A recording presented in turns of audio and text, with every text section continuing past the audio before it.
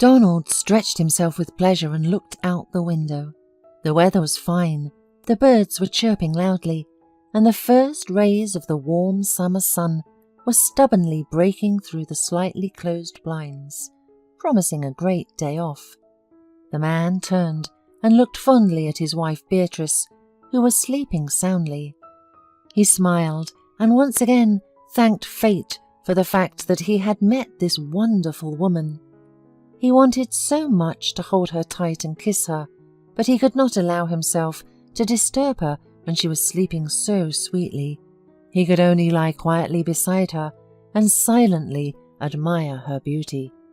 They had met 2 years ago at a birthday party for his neighbour Cara, whom he had known since high school. There were not many guests at Cara's apartment that day.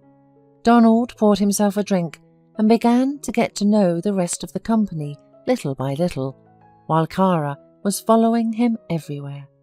She tried to please him, laughed at every joke, and often touched his arm as if accidentally embarrassing Donald. 2 hours had passed since the party had started when suddenly the doorbell rang. Cara rushed to open it, and Donald asked one of the guests in surprise if anyone else was supposed to come. "Beatrice must have come," smiled Donald's interlocutor. "And who is she?" "She's perfection," sighed the guy. Donald was intrigued, and when a charming girl in a flying soft cream dress entered the room, he realized that his acquaintance was right. Beatrice really was incredibly beautiful. Donald was standing on the sidelines, occasionally exchanging boring phrases with Cara's classmate, when he was suddenly run into by someone pouring a cold drink on him. Thanks to his reaction, he managed to catch the girl who had swooped down on him. "Be careful," responded Donald calmly. Beatrice's beautiful, guilty eyes were looking at the guy. "I ruined your shirt," muttered the girl. There was a huge red stain on Donald's clothes. "It's okay. I live upstairs. I'll go change." Beatrice sighed in relief. "May I come with you? I feel terribly guilty." "Don't worry so much. It's nothing," answered Donald, trying to reassure her, and headed to his apartment. Beatrice quietly followed him. While Donald was changing, Beatrice was waiting for him in the living room, where she was looking at the pictures. On one of them, Donald was with his cousin. "I've always dreamt of having a sister," Beatrice said sadly when Donald returned. "But my mother never married after my father had left, and she raised me alone, so the dreams remained dreams." "I'm so sorry." Donald wanted to encourage her, feeling her loneliness keenly. "Well, what do you say if we don't go to Cara and stay at your place? This party's getting kind of boring," said Beatrice, and came so close to the guy that he felt her hot breath. "Do you have tea?" she asked with a smile, and without waiting for his answer, went into the kitchen. Donald was delighted at the idea, wishing in his heart that she would never leave him again. And so it happened. Beatrice stayed with Donald, and for over 2 years they have been happy together. Suddenly Beatrice opened her eyes and smiled at her husband. Donald leaned over to his beloved, kissed her, and gently touching her round belly, asked, "How is the best woman in the world and mother-to-be feeling?" "Fine," whispered Beatrice, and put her husband's hand on her belly. "Have you felt it? Our baby's awake too," she smiled, "and that means it's time for breakfast." Donald gently touched his spouse's belly with his lips and joyfully hurried to prepare breakfast for her. It should have been a usual day off. Donald was going to visit his parents at their summer house in the countryside. His father and mother had moved there 3 years ago. Beatrice had not been going with him for the last month. Donald returned from his parents' house only late at night, but to his surprise, Beatrice was not home. Anxious, he called his mother-in-law, Mrs. Mitchell. She didn't pick up the phone for a long time, and when Donald finally heard her distressed voice and poorly restrained sobs, a bad feeling hurt his chest. "What's the matter with Beatrice?" asked Donald in a trembling voice. "She's dead, Donald." Mrs. Mitchell could barely speak. "Some drunk driver hit her in a crosswalk." Donald could not accept the death of his beloved. A deep wound gaped in his soul. Everything around him had become indifferent. Neither Donald's parents nor Beatrice's mother were able to pull him out of the pit of depression. Running away from reality, Donald began to drown his sorrows in alcohol. He had never had this addiction, but now it was his only salvation. He often visited the grave of his wife and unborn son, talking to them and weeping bitterly. On one of the usual evenings, which Donald used to spend alone with a bottle and looking at his wife's pictures, Cara showed up on the doorstep of his apartment. She said she had come to support an old friend, and Donald found no strength to resist. He invited her to keep him company and put a glass of whiskey in front of her. "Rest in peace, Beatrice," Cara said, and drank the whole glass. Cara spent the evening with Donald, let him talk, cried with him, poured more and more whiskey for him. When Donald fell asleep, Cara did not go back to her place, but stayed at Donald's place. In the morning, when the man hardly opened his eyes and felt a hellish headache, Cara brought him some broth and persuaded him to eat. After taking the last spoonful, Donald felt better. Since then, Cara began visiting him frequently. Donald felt that Cara understood him, that she was ready to share his pain, and that he no longer needed to be alone. There was no disappointment or acute pity in her eyes, like in his parents' or Beatrice's mother's. He had been alone for a year and felt an intense lack of a woman's warmth and tenderness. Donald felt she liked him and decided to start a relationship with her, but soon realized that he had made a mistake. Having got what she wanted, Cara quickly showed who she really was. She liked to have fun and spend money, but Donald was not comfortable with that way of life. The man had to quit his high-paying job because of the depression, and his income was low now, but Cara demanded more and more money from him. The woman increasingly began to accuse Donald of being unable to provide for her, and most of all, she was irritated by his memories of his late wife. "That's it. I'm sick of it," she shouted one day, coming in tipsy from the bar. "Look what you've turned into. How long are we going to remember her? Get over it. You won't find another one like her. What's wrong with me? We've been together for a year and we're still in the same place." Cara stared angrily at Donald, and then the man, glancing sadly at Beatrice's picture, suddenly said, "You're right. You'll never replace her for me. I'm sorry, but we have made a mistake. We shouldn't continue our relationship."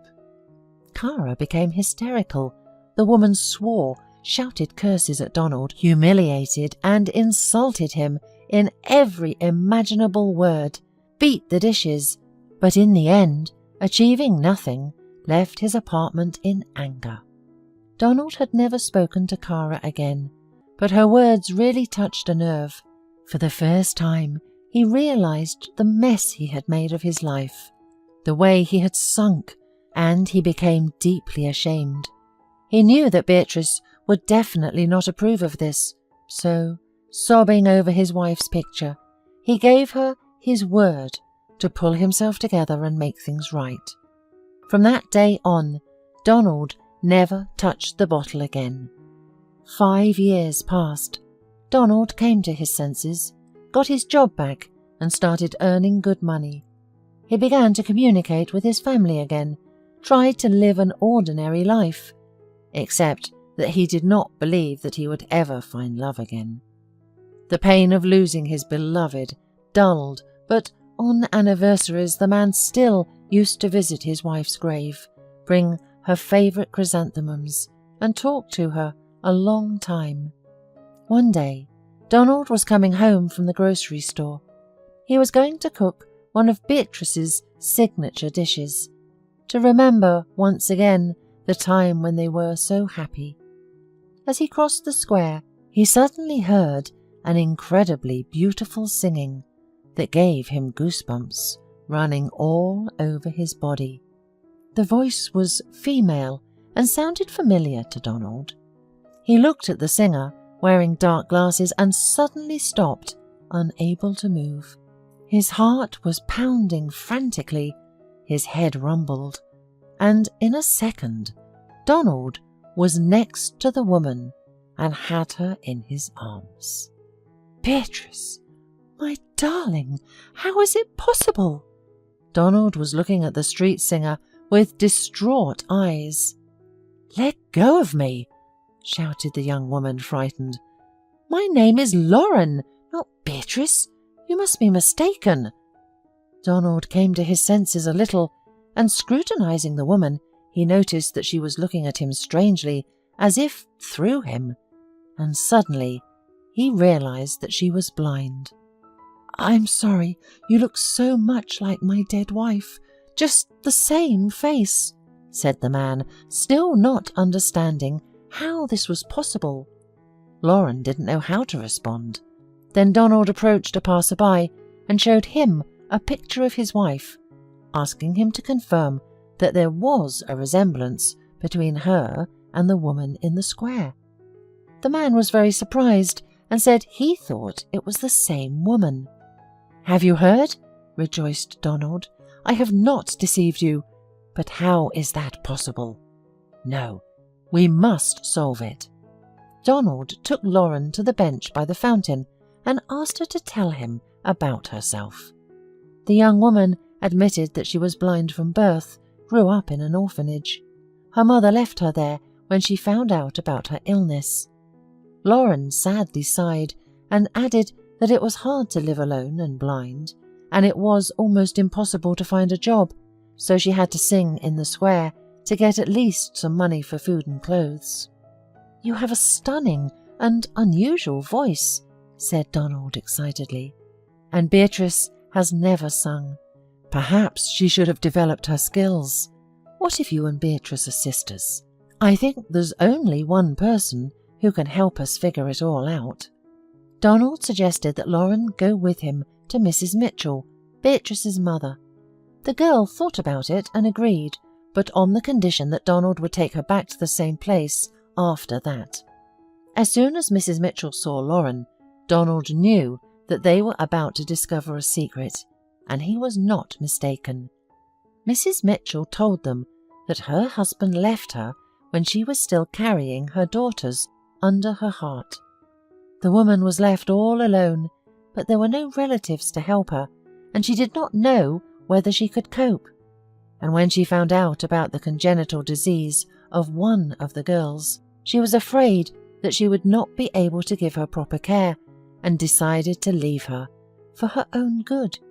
She was hurt, ashamed, and suffered madly, but she never decided to take back her abandoned child, and never revealed her secret to anyone. Mrs. Mitchell fell on her knees before Lauren, burst into tears, and begged her forgiveness. Lauren could not hold back her tears either, and embraced her mother. They were talking the whole evening. Looking at her, Donald, for the first time, felt that his heart did not hurt any more, and his soul was somehow calm and easy.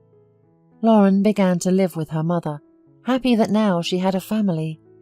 Donald often visited them, enjoyed Lauren's company, and listened to her singing with pleasure and awe. Her voice was truly magical, and she often gave him and Mrs. Mitchell concerts, after which they both felt their psychic wounds heal, and it became easier to breathe for the first time after so many years. A few months passed, and Donald realized that he was truly in love again. Lauren reciprocated, and a year later they were married. A little more time passed, and Lauren became pregnant. When it turned out that she was expecting twins, Donald was almost crazy with joy. He surrounded his wife with attention and care, protecting her as the dearest thing in his life. And so it was. Lauren gave birth to 2 wonderful boys. Despite their happiness, nobody in their family has ever forgotten about Beatrice. Her memory was carefully preserved, and every year Donald and Lauren came to her grave. One day they drove to the cemetery, leaving their sons under the care of their grandmother. As they approached the grave, Donald realized he had forgotten the flowers in the car. "Honey, I'll be back in a minute," he said to his wife, and hurried to the car. Lauren touched the cold gravestone with trembling hands and whispered, "I hope you will forgive me my happiness, because I actually live your life. It makes me very bitter." The woman's eyes became wet. Wiping her tears, she continued, "My dear sister, despite this, I am pleased. I love them all very much. Our mother, Donald, and the babies." "Lauren," whispered Donald, "we will never forget Beatrice, and you can never replace her. But you are you, and there is no one like you any more. I thank God that destiny has brought me together with you. I love you, my dear. I am confident that Beatrice is looking at us from heaven, and she is happy that we have healed each other." They stood like that together, hugging each other, and then, with a feeling of love and gratitude, they placed a bouquet of beautiful, soft cream chrysanthemums on Beatrice's grave and went home, where their sons were already waiting for them.